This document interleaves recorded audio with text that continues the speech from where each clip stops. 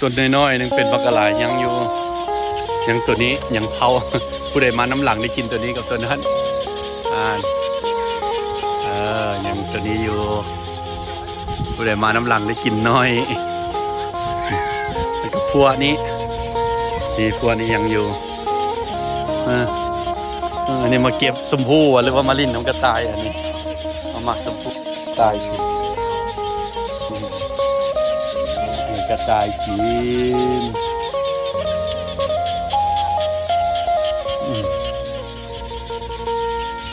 ตัวนี้หมกชมพู่ตัวนั้นหมกไฟ อันนี้กับชมพู่ด้วยกัน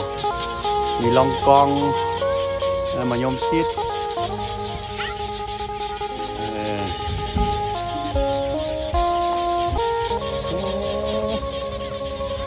มักบอลูกมักบอ